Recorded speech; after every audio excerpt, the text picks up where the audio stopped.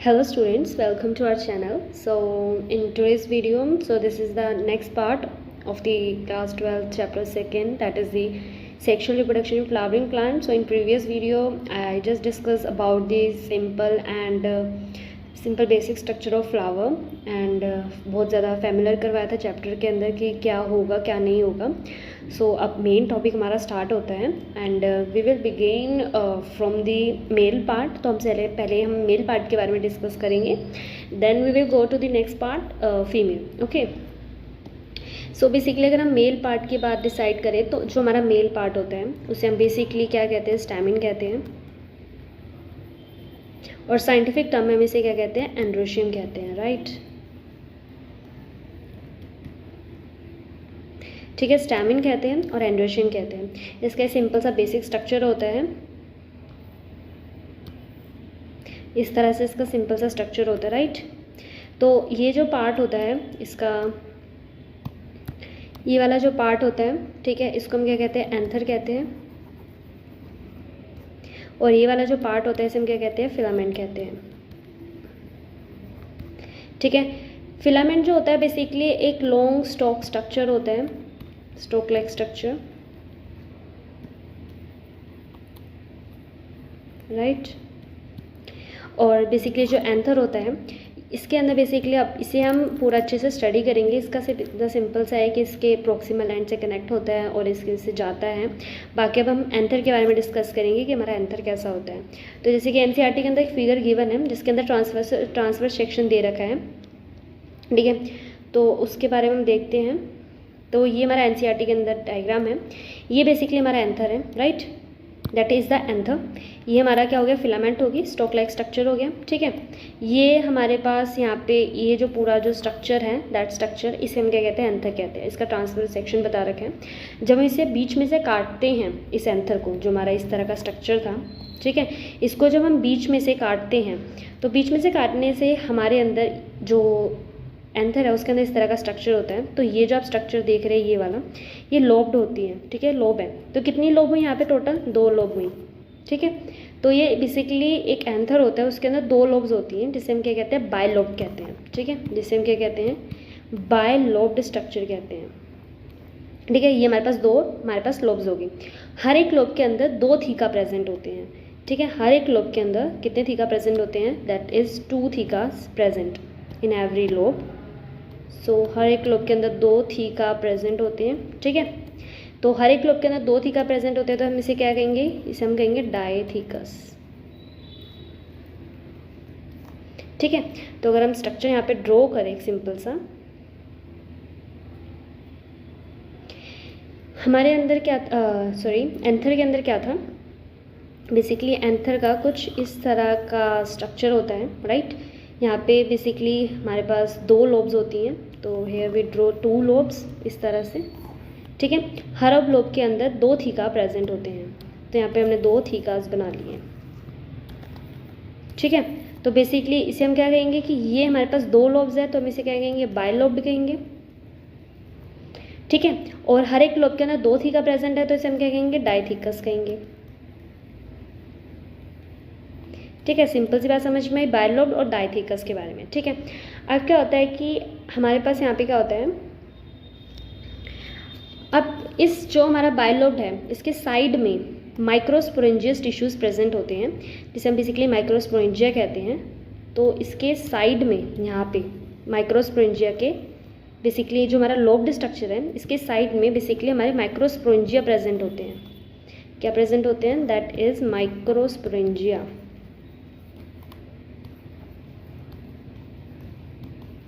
ठीक है, इसके किसके साइड में, लोब्ड के साइड में माइक्रोस्पोरेंजिया प्रेजेंट होते हैं. कितने प्रेजेंट हुए, टोटल 4 माइक्रोस्पोरेंजिया हर एक साइड में प्रेजेंट होते हैं.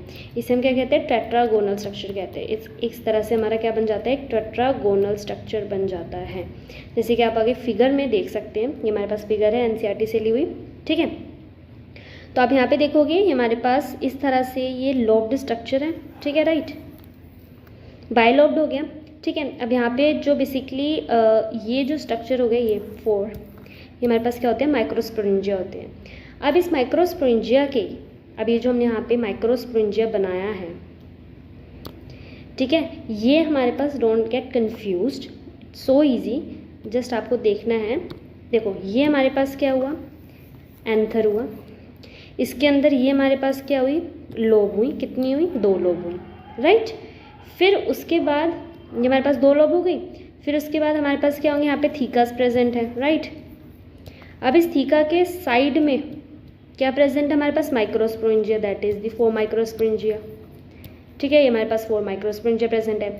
अब इन जो माइक्रोस्पोरेंजिया जो मैंने अभी बनाए हैं, इन माइक्रोस्पोरेंजिया के सेंटर पे, इन माइक्रोस्पोरेंजिया के सेंटर पे कुछ टिश्यूज़ होते हैं जो किस सेल से बने होते हैं, दैट इज़ होमोजीनियस सेल से बने होते हैं, ठीक है। तो ये जो टिश्यूज़ होते हैं बेसिकली एक ही तरह के सेल से बने होते हैं, जिसे हम क्या कहते हैं, होमोजीनियस सेल कह सकते हैं। और ये होमोजीनियस सेल को हम क्या कहते हैं, स्पोरेंजिनियस टिश्यूज़ कहते हैं, जो ये स्पोरेंजिनियस टिश्यूज़ कहते हैं,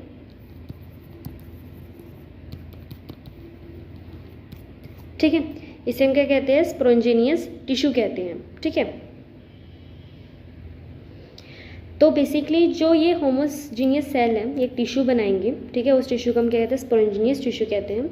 और ये किसके सेंटर पे प्रेजेंट होंगे, एक सिंपल सा जो हमारा माइक्रोस्पोरेंजिया के सेंटर पे प्रेजेंट होंगे, राइट। सो अब हम आगे डिस्कस करते हैं ताकि आपको कन्फ्यूज ज़्यादा ना हो। ये वी डिस्कस अगेन। तो हमारे पास एक सिंपल सा हम स्ट्रक्चर लेके चलते हैं, ठीक है। हियर ओके, सो हमारे पास क्या था, हमारे पास एक स्टैमिन था, ठीक है। स्टैमिन के पास 2 पार्ट्स थे, the first is anther and the second is filament. Anther के अंदर 2 लोब्स थे, इसलिए हमने इसे क्या किया, बायलोब्ड का, और हर एक लोब के अंदर क्या थे, 2 थीका प्रेजेंट थे, इसलिए हमने इसे क्या किया, डाइथीकस का। हर एक लोब के अंदर क्या, हर एक लोब के अंदर 2 हमारे पास क्या प्रेजेंट है, माइक्रोस्पोरेंजिया प्रेजेंट है, ठीक है। तो टोटल जो हमारे पास माइक्रोस्पोरेंजिया हो गए वो कितने हो गए, वो हो गए 4। अब इन माइक्रोस्पोरेंजिया के अंदर क्या प्रेजेंट है, स्पोरेंजिनियस टिश्यू, ठीक है, स्पोरेंजिनियस टिश्यूज प्रेजेंट है, राइट। तो बस हमने इतना सा पढ़ा है, बस मैंने एक डायग्राम के बेसिस पे बताया ताकि आपको ईजिली समझ आ सके। तो बेसिकली हमारे पास एक स्टैमिन है, ठीक है, हमारे पास एक स्टैमिन है।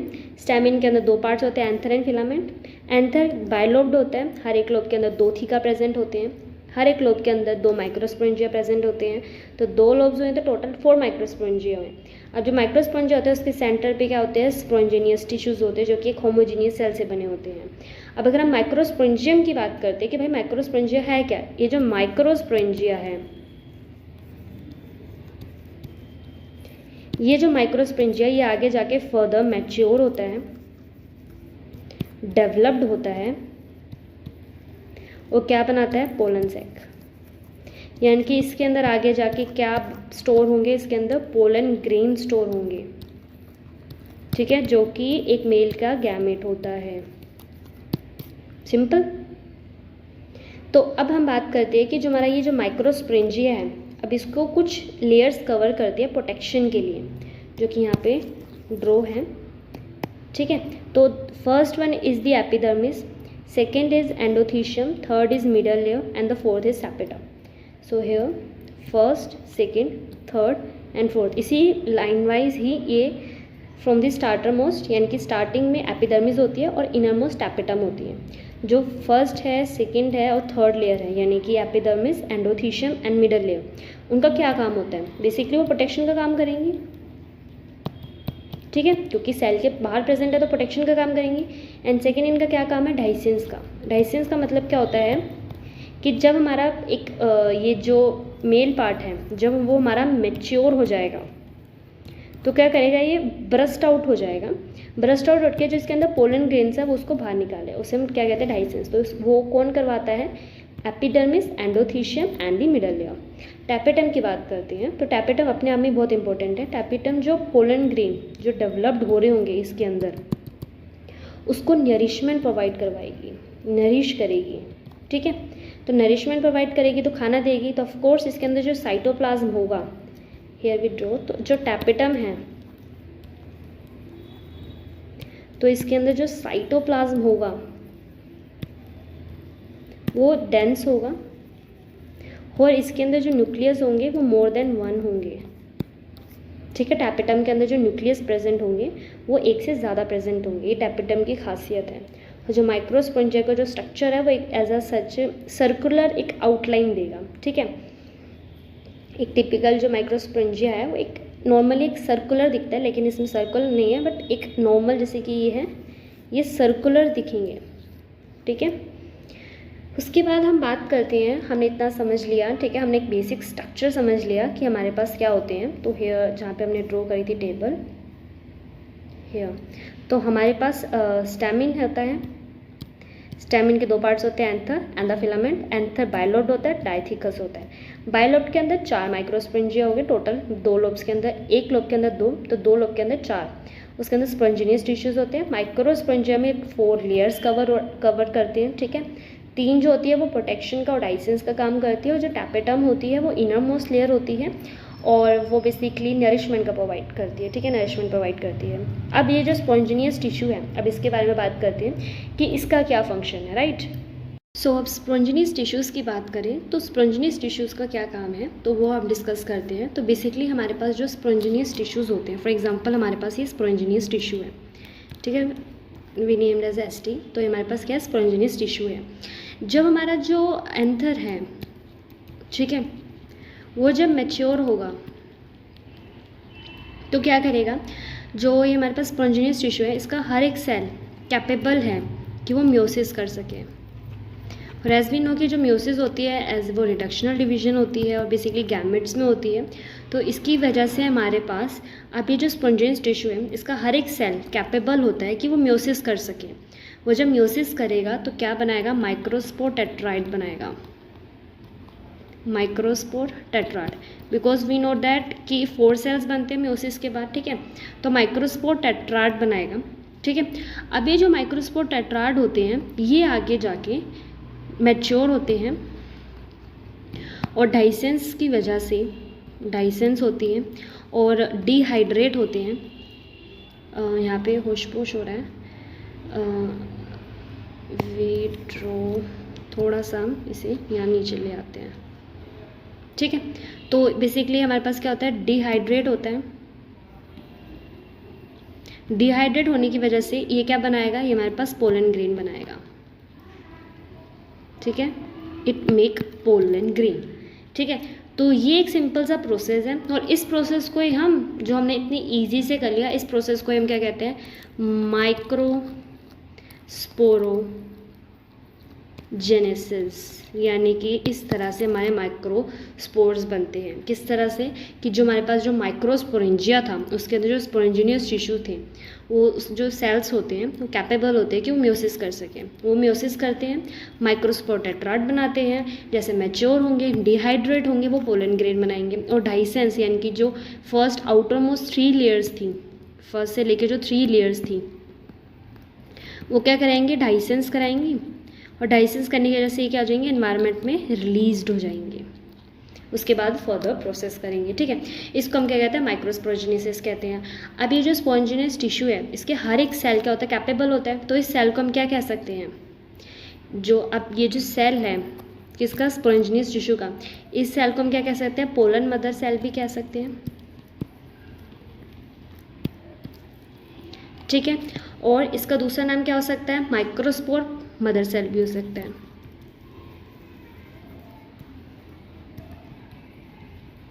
माइक्रोस्पोर मदर सेल, ठीक है। तो पोटेंशियल पोलन मदर सेल भी कह सकते हैं, यहाँ पे पोटेंशियल लिख दो आप, ठीक है। पोटेंशियल पोलन मदर सेल भी कह सकते हैं और माइक्रोस्पोर मदर सेल भी कह सकते हैं। तो जो माइक्रोस्पोरोजेनेसिस होता है वो एक सिंपल सा प्रोसेस है जिसके अंदर स्पॉन्जिनियस टिश्यू म्योसिस करता है और क्या बनाता है, माइक्रोस्पोर टेट्राइड बनाता है, माइक्रोस्पोर टेट्राइड। इसको हम क्या कहते हैं, माइक्रोस्पोरोजेनेसिस कहते हैं। सिंपल सा मेथड है, ठीक है। अब पोलन ग्रेन कैसा होता है और वो किस तरह से पॉलिनेशन करते हैं, फीमेल का क्या स्ट्रक्चर है, वो हम फर्दर वीडियोस में डिस्कस करेंगे। और बाकी इससे रिलेटेड जितने भी MCQ हैं या PYQ हैं वो एज मैं सच डेली शॉर्ट्स में अपलोड करती रहती हूँ, तो आप वहाँ से कीजिए। And basically don't go for more books, आप हमेशा NCERT पर ही फोकस करो, इट्स बेटर। ठीक है, बाकी सारे डायग्राम्स आप देख लेना जहाँ तक मैंने पढ़ा दिया है। And that's all about today's class. अगर आपके कोई भी डाउट्स हो तो आप कमेंट कर सकते हैं। बाकी if you like this video then please subscribe my channel and hit the like button. Thank you.